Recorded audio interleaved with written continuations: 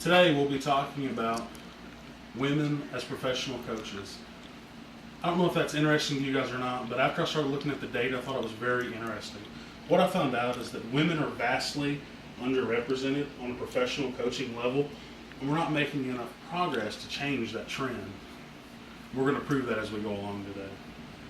So, first thing I want you guys to do is I want you to think of the best professional coaches you can think of. It could be college basketball, it could be football, soccer, whatever. I want you to think of these coaches.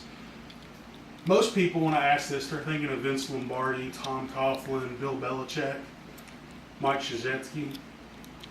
Now, did anyone think that their coach, did anyone think of their coach, and was that coach a woman?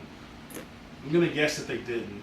And the reason why is because statistically it would be very low for that to happen simply because there's not very many women in professional coaching. So, today I will be informing you about the reality of the lack of women in professional coaching, but also proving that there are women out there that have already broken those barriers and that we can continue that trend if we need to. So, first, I want to reference something from the sports article 538, which basically they do sports pieces and they're big on data and analysis. So, first off, 538 tells us that in Major League Soccer, Major League Baseball, the National Basketball Association, and the National Football League, the NFL, there are 0 head coaches that are women. But what we can see here when we reference this is though in the WNBA there are some, and of course when you get to the NBA and the MLB, there are some women in high positions in the facility, such as CEOs or on boards. So that's definitely a step in the right direction, but obviously in these sports we're still seeing 0 for women in professional sports, with the exception of the WNBA. Still though, there are still men coaching in the WNBA, and there are women, and they do get paid at a higher rate. So that's obviously something we always need to work towards as well.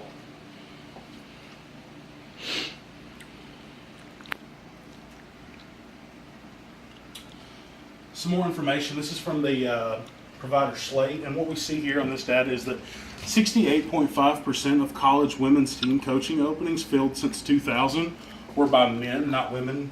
Again, reinforcing my point that there are more men than women coaching professional women's basketball.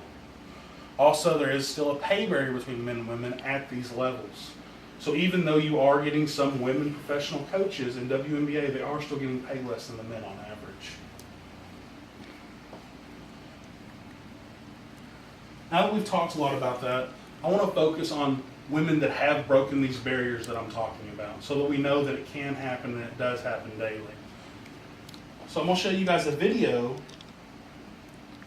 of an assistant coach for the San Antonio Spurs named Becky Hammon. History was made in the NBA this month when assistant coach Becky Hammon was named head coach of the San Antonio Spurs Summer League team. She has coached 5 games and won 4. But as Carter Evans reports, more than victories, Coach Hammon is earning respect. Becky Hammon paces the sidelines. She is fully in charge, but also feeling the weight of history. This is just kind of throwing me into the fire a little bit. And you'll either melt or it'll make you harder and stronger like gold. Hammon has been constantly proving herself. Out of college, every WNBA team passed on her.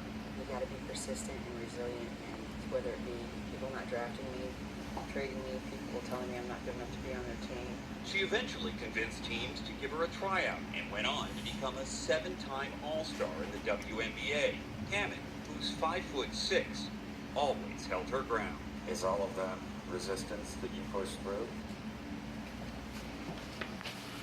What we go on to find out about this video provided by CBS is that Becky Hammon went to the WNBA, had a hard time getting in, finally did, and she finally got an opportunity to coach on the professional NBA level for the San Antonio Spurs. What she did for the Spurs was one year she was the head coach during the Summer League and won 4 out of 5 games and won the championship for the Summer League. As a woman, she did this. She was the first to do it, and she's setting that pace for other women, and we're glad to see that. So on continuing, we have to look at how some sports are trying to get other groups of people, women and others, involved in professional coaching. So in the NFL, they've created a rule called the Rooney Rule, and what it means is that anytime there is a head coaching vacancy for any professional team, a minority group must be interviewed for that position, whether that person is African American, Hispanic, or so forth. It gives people of lesser orientation the opportunity to show their skill set and to apply for these positions. Since this rule has been in effect, the NFL has increased the number of minority coaches that they've hired, and that is per 538 website. So, in conclusion, I think we can all agree after we hear this that we are underrepresented on a coaching level when it comes to females, especially in the professional sports arena. But while we also know that this is true, what we've also seen from Becky Hammon and from others is that these barriers have been broken and they can continue to be broken if we need them to. Thank you very much.